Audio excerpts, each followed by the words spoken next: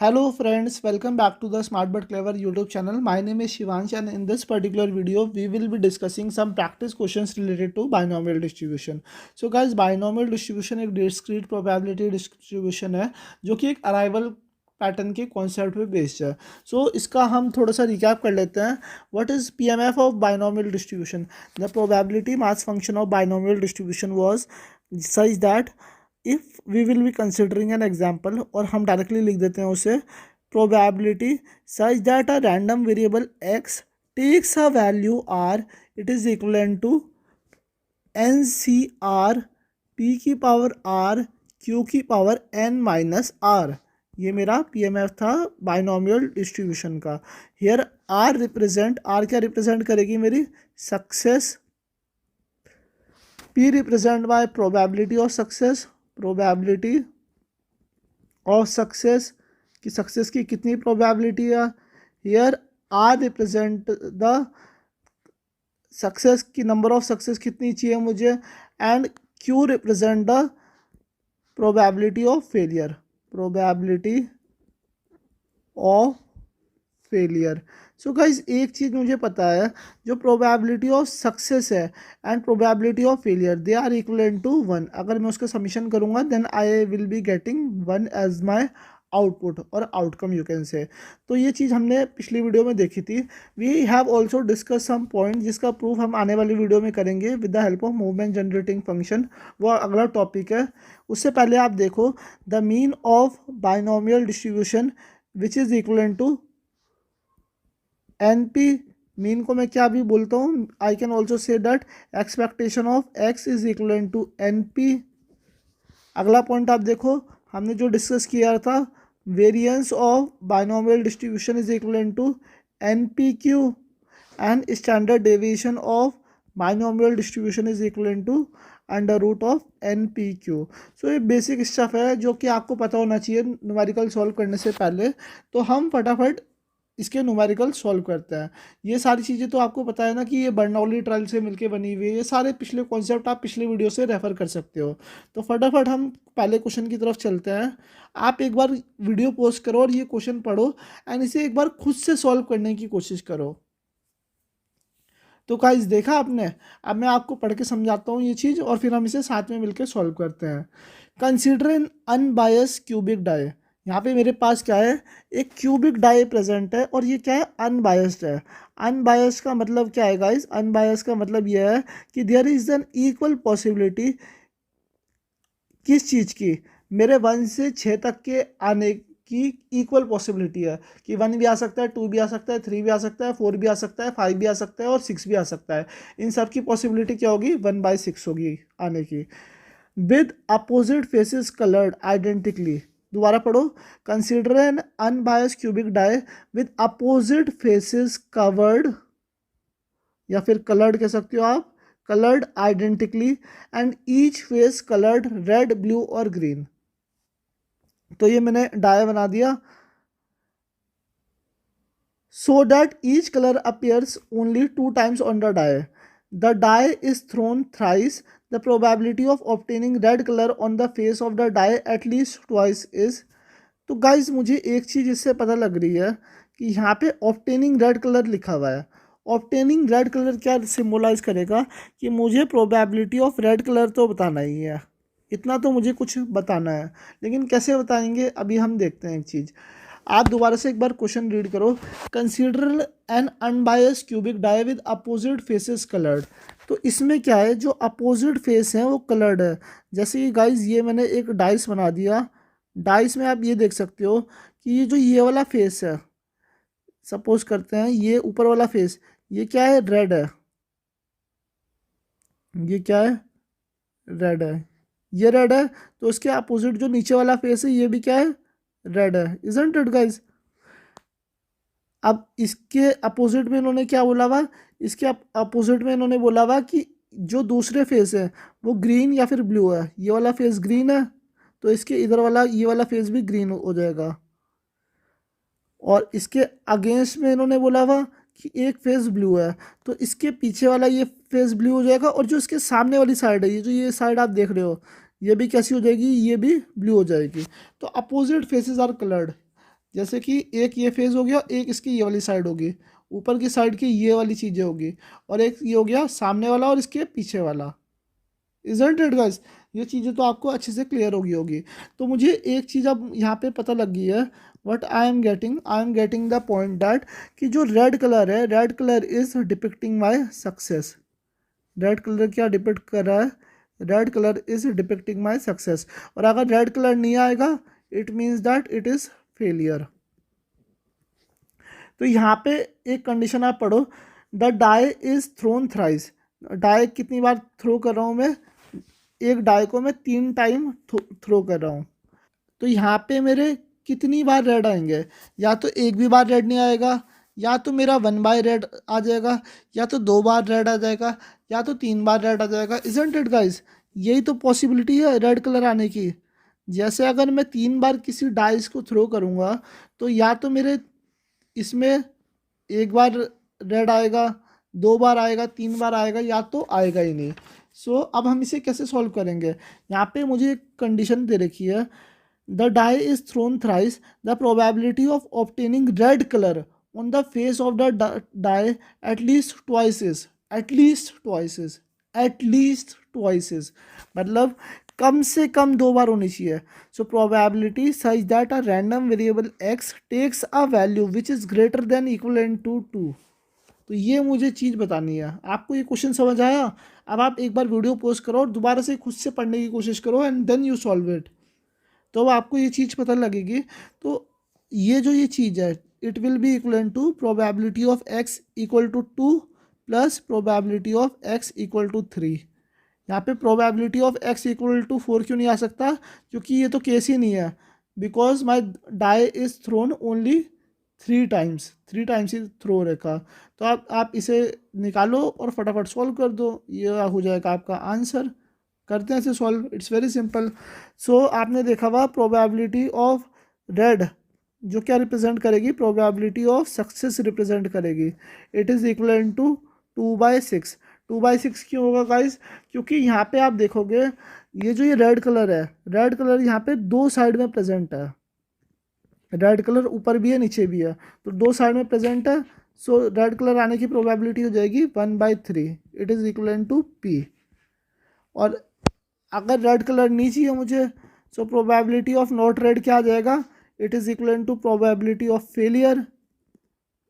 Simply आप क्या करो, 1 minus probability of success, that is equal to 2/3 which is equal to Q। तो P आ गया मेरा 1/3, Q आ गया मेरा 2/3। इतना पॉइंट क्लियर हुआ आपको? ये चीज़ आपको अच्छे से समझ आ गई ना कि यहाँ पे मैंने 2 क्यों रखा? 2 इसलिए रखा मैंने क्योंकि जो रेड है वो 2 जगह पे आ रहा है एक सिंगल डाइस में। तो अब आप इसे सिंप्लीफाई कर दो। What is the PMF of binomial distribution? Probability such that a random variable X takes a value R is equal to NCR P की पावर R Q की पावर N-R। आप इसे सॉल्व करो। Probability of X is greater than equal to 2 is equal to 3C2 1/3 की power 2 and Q है यहाँ पे मेरा 2/3, इसकी पावर क्या हो जाएगी? 1 प्लस, अब ये वाला लिख दो, इसके बारे में लिखो। It is equal to 3C3 1/3 की पावर 3 एंड 2/3 की पावर 0। अब गाइस इसे सिंप्लीफाई करोगे, if you will B simplifying it, you will be getting the answer 7/27। आप इसे सिंप्लीफाई करो एंड खुद से चेक करो और वेरीफाई करो, और नीचे कमेंट सेक्शन में बताओ कि मैंने ये सही आंसर लिखा है या नहीं लिखा। जस्ट क्रॉस वेरीफाई ताकि आंसर मैच हो जाए। ये क्वेश्चन आपको अच्छे से क्लियर हो गया गाइज? अब हम अगले क्वेश्चन की तरफ चलते हैं। यहाँ पे अगला क्वेश्चन है, the probability of obtaining at least 2 6s in throwing a fair die 4 times. बहुत इजी क्वेश्चन है, आप एक बार खुद से सॉल्व करने की कोशिश करो। यहाँ पे मुझे ये चीज़ पूछी हुई है कि एक फेयर डाई है और उसे मैंने कितनी बार थ्रो किया? मैंने उसे 4 टाइम्स थ्रो किया। तो यहाँ पे 4 ट्रायल्स मुझे दे रखे हैं। तो यहाँ पे क्या पूछा हुआ? यहाँ पे मेरे से ये पॉइंट पूछा हुआ कि मुझे प्रोबेबिलिटी बतानी है कम से कम 2 बार 6 आने की। मुझे वो प्रोबेबिलिटी बतानी है जिसमें मेरे पास कम से कम 2 6 ऑप्टेन होंगे। Are you getting the thing? So यहाँ पे हम प्रोबेबिलिटी ऑफ 6 लिख देते हैं। It is equal to 1/6। It is representing my P represent my success. और फेलियर के केस में क्या आ जाएगी? Probability such that my outcome is not 6, that is equal to 1 - 1/6। It is equal to 5/6। It is representing Q क्या represent कर रहा है मेरा? It is representing failure. So यहाँ पे ये कंडीशन आपने पढ़ी, probability such that a random variable X takes a value greater than equal to 2। ये क्यों लिखा मैंने? क्योंकि जो मेरा रैंडम वेरिएबल एक्स है उसमें एक ऐसी वैल्यू आनी चाहिए जो क्या होगी, कम से कम 2 होगी या फिर 2 से ज़्यादा भी हो सकती है। This thing represent my probability of at least 2 6s। कम से कम 2 6s की प्रोबेबिलिटी मुझे बतानी है। सो हमारे यहाँ पास कितने ट्रायल हैं? 4 ट्रायल है। तो कितने 6 आ सकते हैं वैसे? 0 6 1 6 2 6 3 6 4 6। यही तो कंडीशन होगी। सिंपल मैं आपको रिप्रेजेंट करके दिखा रहा हूँ। तो इसे कैसे लिखोगे आप? How you will be writing this particular thing? आप इसे ऐसे लिख सकते हो, probability of X equal to 2 plus कर दो probability of X equal to 3 plus probability of X equal to 4। 5 नहीं आएगा दोस्तों, क्योंकि 5 तो यहाँ पे इवेंट ही नहीं है। क्योंकि जो मेरा डाइस थ्रो हो रखा वो मैक्सिमम 4 टाइम्स ही हो रखा, 5th टाइम तो पॉसिबल ही नहीं होगा। अब आप इसका डायरेक्ट PMF लिखो और इसे सॉल्व कर दो। It's very simple. तो कर दो आप इसे फटाफट सॉल्व। कैसे सॉल्व होगा? यहाँ पे probability of X equal to 2, probability of X equal to R क्या था? That was equal to NCR P की पावर आर क्यू की पावर n-r। तो इसकी वैल्यू यहाँ पे सब्स्टिट्यूट करके लिख दो। ये मेरा PMF हो गया। तो write down this particular thing, 4c2 1/6 की power how much? 2 and failure की power 4 - 2 that is equal to 2 plus 4c3 1/6 की पावर 3 5/6 की पावर 1 प्लस 4c4 1/6 की पावर 4 5/6 की power 0। So just simplify this particular thing. So 5 5s are 25 into 3 into 2 divided by 6 की power 4, somewhat like this only. It will be equivalent to 4 multiplied by 5 divided by 6 raised to the power 4, I guess, plus 1 into 6 raised to the power 4। अगर guys आप इसे simplify करोगे आगे, so I think you will be getting the answer 19 divided by 144। So this is your answer. So guys आपको ये concept समझ आया कि how we solve this particular thing. अब हम अगला क्वेश्चन देखते हैं। अगला क्वेश्चन थोड़ा और इंटरेस्टिंग क्वेश्चन है। आप एक बार रीड करो and just try to solve this particular question. Video post करो और इसे आप एक बार सॉल्व करके देखो। So my question is, let x denote the number of times head occurs in n tosses of an unbiased coin. If probability of x equal to 4, probability of x equal to 5 and probability of x equal to 6 are in AP, then the value of n is, हमें n की value बतानी है। सो यहाँ पे जो n है, n क्या represent कर रहा है? n is representing my number of trials. और यहाँ पे क्या यूज़ हो रखा है? यहाँ पे एक अनबायस कॉइन यूज़ हो रखा। अनबायस कॉइन के केस में क्या होगा? जो प्रोबेबिलिटी ऑफ सक्सेस है, प्रोबेबिलिटी ऑफ हेड, अगर मैं सक्सेस मान लूँ उसे, क्योंकि क्वेश्चन में दे रखा इट इज़ इक्वल टू 1/2 और वो फिक्स होगा। प्रोबेबिलिटी ऑफ नॉट हेड या फिर आप टेल बोल सकते हो उसे, it is equal to failure, वो किसके इक्वल है? It is also equal to 1/2। It is representing with the help of Q. So मुझे P की वैल्यू पता लग गई 1/2, Q की वैल्यू पता लग गई 1/2, मुझे N की वैल्यू फाइंड आउट करनी है। कैसे होगा ये question solve? It's very simple. अब हमें एक चीज़ पता है कि ये सारी टर्म्स किस में है? AP में है।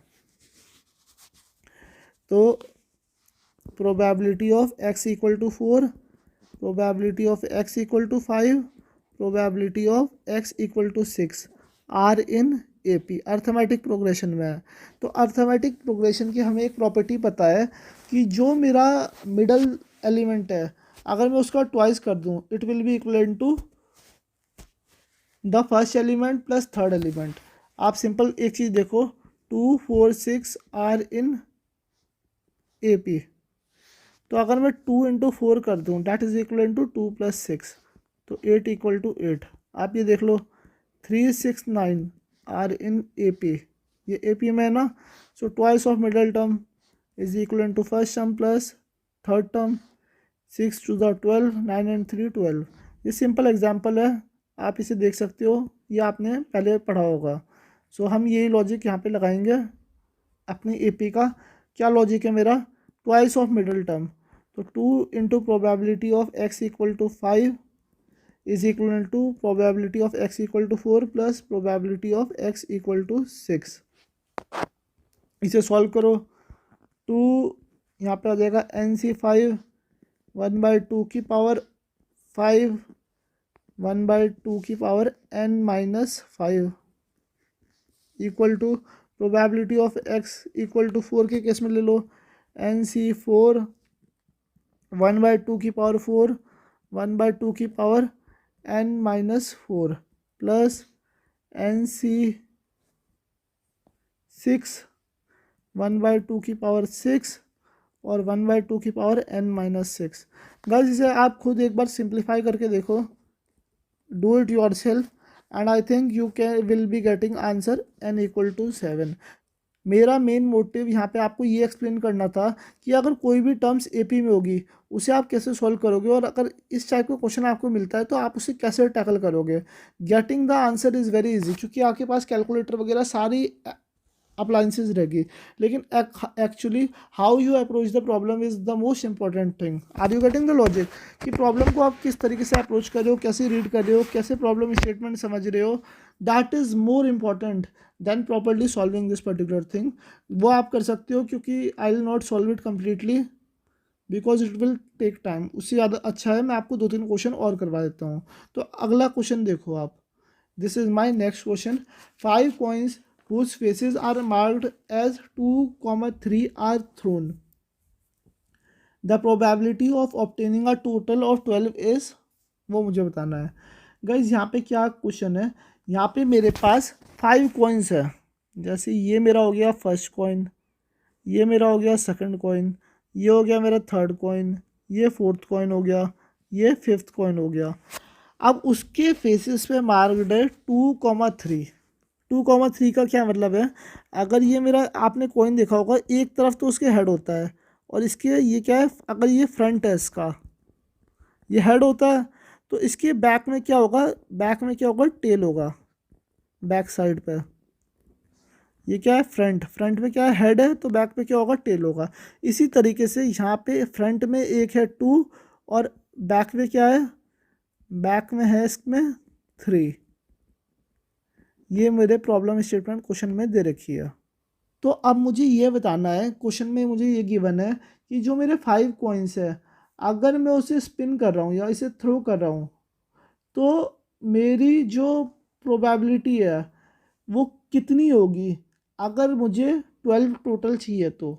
Are you getting the thing, जो मुझे टोटल चाहिए, जैसे अगर मान लो ये मेरे कॉइन्स है, इसमें एक तरफ 2 है दूसरी तरफ क्या है 3 है, अगर ये मैं पांचों कॉइन को स्पिन करता हूँ, ये थ्रो करता हूँ हवा में, तो मेरा जो सम है वो उसका टोटल कितना होना चाहिए, उसका टोटल होना चाहिए 12।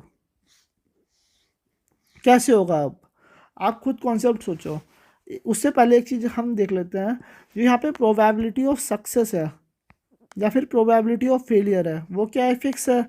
अगर मैं 2 को सक्सेस मान लेता हूँ तो उसकी प्रोबेबिलिटी 1/2 होगी, क्योंकि है तो कोई नहीं ना, 2 आउटकम है, या तो 2 आएगा इसमें या तो 3 आएगा। ये अगर आप इसे हेड मान लो तो हेड हो जाएगा, या तो इसे टेल मान लो तो हेड और टेल 2 पॉसिबिलिटी है। सिमिलरली यहाँ पे 2 और 3 है पॉसिबिलिटी के केस में, तो प्रोबेबिलिटी ऑफ 2 1/2 होगी, प्रोबेबिलिटी ऑफ 3 होगी मेरी 1/3। सिंपल क्वेश्चन है गाइस, थोड़ा घुमा के देखा है, आप इसे समझने की कोशिश करो। अब आपको यहाँ पे क्या बताना है, आपको सम चाहिए 12। 12 कैसे आएगा गाइस, 12 आने की तरीका है 3 प्लस 3, 3 और 3 कितना हो गया 6 हो गया, प्लस 3 9, प्लस 3 12, ये चीज़ है। इजंट इट गाइस, ये किसकी इक्विवेलेंट आ गई, ये 12 की इक्विवेलेंट आ गई। लेकिन काम अभी भी नहीं चल रहा गाइस, क्योंकि यहाँ पे मुझे एक चीज़ गिवन है, 5 कॉइन्स मेरे क्या हो रखे, टॉस को रखे। मेरे उछले कितने कॉइन, मेरे 5 कॉइन मैंने हवा में उछाले। यहाँ पे कितने कॉइन्स हैं, 4 कॉइन्स है। तो ऐसा तो नहीं हो सकता ना कि जो 5th कॉइन है उसमें कुछ आए ना, समथिंग तो आएगा, या तो 2 आएगा या तो 3 आएगा। तो ये हाइपोथेसिस हमारी रॉन्ग होगी। अब एक केस ले लेता हूँ मैं कि जो मेरे 5 कॉइन है उसमें 2 आ जाए, लेकिन अब क्या सब मिल रहा है मुझे, 10 मिल रहा। तो ऐसे भी कंडीशन नहीं बन रही। तो थोड़ा दिमाग लगाते हैं। एक तरीका मैं सोचता हूँ कि सपोज करते हैं पहले कॉइन में 2 आ जाए, दूसरे में 2 आ जाए, तीसरे में 2 आ जाए, चौथे में 3 आ जाए, पाँचवें में 3 आ जाए। गैस इनका नंबर अलग अलग हो सकता है, मतलब आप समझो कि यहाँ पे 3 आ जाएगा, यहाँ पे 3 आ जाएगा, ये 2 यहाँ पे आ जाएगा, ये 2 यहाँ पे आ जाएगा। लेकिन अल्टीमेटली कॉम्बिनेशन मेरा यही रहेगा कि मेरे 3 बार 2 आएंगे और 2 बार मेरे 3 आएंगे। सो अगर मैं इनकी प्रोबेबिलिटी निकालूंगा तो इनका जो सम है वो किसके इक्विवेलेंट है, इनका सम 12 के इक्विवेलेंट है। और यहाँ पे n की वैल्यू क्या है 5, मतलब 5 कॉइन टॉस हो रखे हैं, 5 ट्रायल्स है मेरे। तो अब आपको ये क्वेश्चन समझ आया, इट्स वेरी सिंपल। तो यहाँ पे n इक्वल टू 5 ट्रायल्स है, प्रोबेबिलिटी ऑफ सक्सेस 1/2 है, प्रोबेबिलिटी ऑफ फेलियर 1/2 है। और इसे सिंप्लीफाई कर दो, पीएमएफ क्या होता है, PMF of binomial distribution is probability such that a random variable x takes a value r, it is equal to NCR p की पावर r q की पावर n माइनस r। आप साथ साथ बोलोगे तो आपको भी ये पॉइंट जल्दी से याद हो जाएंगे। सो इसे सिंप्लीफाई करो। 5 कितनी बार मुझे यहाँ पे सक्सेस किसे माननी है, सपोज करते हैं हम सक्सेस 2 को मान लेते हैं। तो 2 कितनी बार चाहिए मुझे, 3 बार चाहिए। तो 1/2 रेज़ टू द पावर 3, और क्यू क्या है failure, 1/2 raise to the power 5 minus 3। So it is equal to 5C3, 1/2 की पावर 3, 1/2 की पावर 2। तो it is equal to 5/16। This is your answer. 2 की पावर 5 कितना होता है, 2 4 8 16 32, एंड उसे सॉल्व करोगे तो you will be getting 5/16 as your answer. So guys अब हम अपना अगला क्वेश्चन देखते हैं। My next question is this, 6% try to swim across a wide river. It is known that on an average only 3% out of 10 are successful in crossing the river. Find probability of x less than equivalent to 4. तो यहाँ पे मुझे क्या condition given है, मुझे given है कि 6% try to swim across a wide river. Number of person कितने हैं, यहाँ पे नंबर ऑफ पर्सन है मेरे 6 है। तो पर्सन क्या है मेरे फिक्स्ड है। अब ये लाइन पढ़ो, it is known that on an average only 3% out of 10 are successful. Only 3% out of 10 are successful, are successful, are successful. आपने पढ़ा आर सक्सेसफुल, तो it is representing my probability of success. तो Q क्या हो जाएगा, it is equal to 1 minus probability of success, it is equal to 7/10। So अब मुझे यहाँ पे पी भी मिल गया 3/10, क्यू भी मिल गया, it is equal to 7/10, N भी मुझे पता है 6। तो गाइज अब ये क्वेश्चन हो जाएगा solve, it's nothing but it's simple, it's a cakewalk thing. आपको क्या बताना है, probability of x is less than equal to 4, very easy. तो क्या कर सकते हो आप इस केस में, यहाँ पे 6% है, probability of x is less than equal to 4। या तो आप एक काम करो, उसे x इक्वल टू 0 की लिखो, प्लस x इक्वल टू 1 की लिखो, प्लस 2 की लिखो, प्लस 3 की लिखो, प्लस 4 की लिखो। लेकिन ये बहुत ज़्यादा लेंदी हो रहा है तो मैं इसे रिकमेंड नहीं करूँगा। आपको एक चीज़ पता है कि sum of all possible outcomes probability में किसके इक्वल होते हैं, इट इज़ इक्वल टू 1। तो उसी वही प्रॉपर्टी यूज़ कर लो ना। अगर मैं 1 में से probability of x equal to 5 और probability of x equal to 6, इनका समीशन को माइनस कर देता हूँ, तो ये मेरा क्या रिप्रेजेंट करेगा? It will be representing probability of x is less than equal to 4। Very simple. ये चीज़ समझ आई आपको कैसे लिख दी मैंने?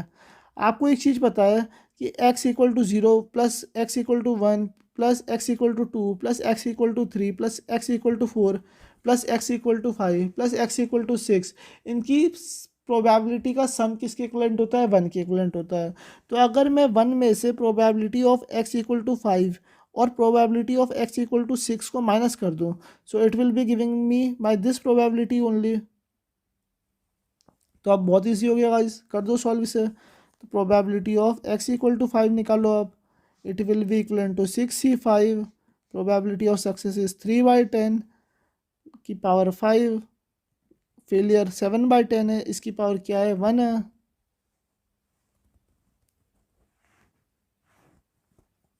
So if you will be solving this particular thing, you will be getting around 42 into 3 raised to the power 5, और ये कितना हो गया? It is equal to 10 raise to the power 6। Probability of x equal to, यहाँ पे आप इसे निकाल लो, 6 के केस को भी यहीं पे। So 6c6, 3/10 raise to the power 6, 7/10 raise to the power 0। I think 3 raise to the power 6 means 3 raise to the power 6 only, divided by 10 raise to the power 6, और ये तो 1 हो गया एंड दिस इज़ ऑल्सो 1। तो आप simplify कर दो उसे। Probability of x is less than equal to 4, it is equal to 1 minus 14 to 28, 14 3 ज़ा 42। तो इसे 14 into 3 raise to the power 6 लिख देता हूँ। इसे मैंने ब्रेक डाउन कर दिया, 14 into 3 raise to the power 6 divided by 10 raise to the power 6। अब क्यों किया उसका आपको आइडिया लगेगा। अब ये चीज़ आई आपको समझ में? Now just take this thing, मैंने क्या किया यहाँ पे 3 raise to the power 6 divided by 10 raise to the power 6 को कॉमन ले लिया। So I think it will be something like this, 1 minus 15 into 3 raised to the power 6 divided by 10 raised to the power 6। अगर आप इसे simplify करोगे, इसे solve करोगे, so you will be getting probability of x is less than equal to 4 which is equal to 0.98। So guys आपको ये particular answer clear हुआ? This is your answer. Main चीज़ है गाइस, आपको अप्रोच क्लियर होनी चाहिए कि how we are approaching a question and how we are solving this particular thing. अब आप इसका अगला क्वेश्चन देखो, अगला क्वेश्चन भी इजी है, एक बार खुद से पढ़ो। Difference between mean and variance of a binomial random variable is 1 and difference between their square is 11। Find the probability of getting 3 success. मुझे किसकी प्रोबेबिलिटी बतानी है? मुझे 3 सक्सेस की प्रोबेबिलिटी बतानी है। अब इस क्वेश्चन में आपका मीन और वेरियंस आपको पता होना चाहिए। सिंपल क्या मुझे बता रखा है कि जो मीन है और वेरियंस है उसका जो डिफरेंस है डैट इज़ इक्वल टू 1, और मीन का स्क्वायर माइनस वेरियंस का square it is equal to 11। और प्रोबेबिलिटी ऑफ गेटिंग कितनी सक्सेस चाहिए? मुझे 3 सक्सेस की प्रोबेबिलिटी चाहिए। नंबर ऑफ सक्सेस कितनी आनी चाहिए? 3 आनी चाहिए। कर दो, बहुत ईजी है। मीन किसके इक्वलेंट होता है? Mean is equivalent to mu, जिसे हम बोलते हैं expectation of X, that is equivalent to N P. Variance किसके इक्वलेंट है? Variance is equivalent to N P Q. तो N P minus N P Q is equivalent to 1। और दूसरी equation क्या बन जाएगी आपकी? या पहले इसे सिंप्लीफाई कर देते हैं, N P 1 minus Q equal to 1। ये मेरी पहली इक्वेशन आ गई।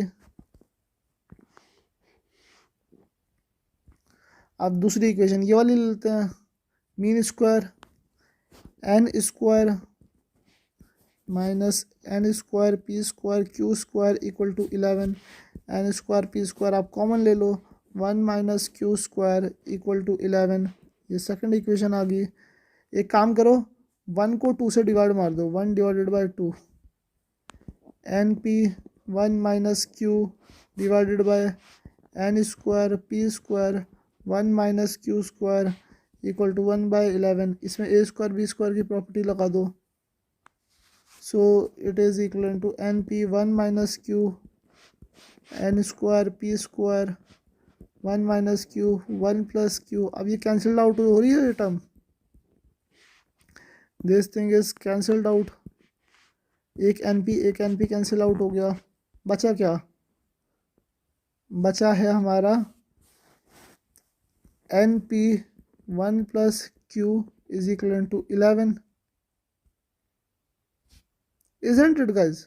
आप जो इक्वेशन नंबर 1 है, एन पी 1 माइनस क्यू की वैल्यू आपको पता है 1 के इक्वलेंट होती है, तो आप इसमें just simplify this particular thing, multiply and divide by 1 minus Q. 1 minus Q से आपने मल्टीप्लाई डिवाइड कर दिया, multiply and divide by 1 minus Q. अब देखो आपको इसकी वैल्यू पता है, क्या वैल्यू है? N p multiply by 1 minus Q equal to 1, n p multiply by 1 minus q is equal to 1 into 1 plus q divided by 1 minus q, it is equal to 11। So 1 plus q equal to 11, 1 minus q. So q की value निकाल लो, q की value आ गई 10 divided by 12, it is equal to 5/6। P की value आ जाएगी 1 minus Q, तो Q मेरा आ गया यहाँ पे 5/6। पी निकाल लो आप, p equal to 1 minus 5/6, it is equal to 1/6, तो पी भी आ गया मेरा। अब यहाँ पे आप एन भी निकाल सकते हो, एन कैसे निकालोगे? N P 1 minus Q equal to 1, ये आपको पता है फ्रॉम इक्वेशन 1, फ्रॉम इक्वेशन 1। तो एन पी, पी क्या है? 1/6, 1 minus q value is 5/6 equal to 1। So if you will be solving this particular thing, you will be getting 1/6 equal to 1, and here n is yours 36। n की value क्या है यहाँ पे? अब आई, n की value आई 36। सो हमें प्रोबेबिलिटी मास फंक्शन पता है बाइनोमियल डिस्ट्रीब्यूशन का, probability such that a random variable x takes a value 3, it is equal to 36 C3। Probability of success की power r, probability of failure की power n minus r। So this is your answer. Guys आपने देखा हमने किस तरीके से ये question solve किया। हमने क्या दे रखा था? हमें मीन एंड वेरिएंस दे रखा था बाइनोमियल डिस्ट्रीब्यूशन का 1, और उसके डिफरेंस का स्क्वायर दे रखा था 11। तो हमने सिंप्लीफाई किया कॉन्सेप्ट, एक बार स्टेप बाय स्टेप हमने कंडीशन ब्रेक डाउन करी, and finally we have arrive to our answer. आप एक बार इसे अच्छे से देखो and just solve this particular thing, it's so simple guys. आज के इस वीडियो में हमने बाइनोमियल डिस्ट्रीब्यूशन को अच्छे से कवर किया है। हमने उसके सारे क्वेश्चंस प्रैक्टिस करे, डिफरेंट डिफरेंट टाइप के। कुछ क्वेश्चन में मेरी स्पीड आपको तेज़ भी लग सकती है, अगर आपको मेरी स्पीड ज़्यादा फास्ट लगती है तो आप कमेंट सेक्शन में बताओ। In the next video I will try to reduce my speed. अगर आपको अच्छे से वीडियो समझ आ रही है और सारे कॉन्सेप्ट क्लियर हो रहे हैं तो प्लीज़ वीडियो को लाइक करो, hit the bell icon, and please subscribe to my channel. In the next video we will be discussing some more concept related to probability and statistics.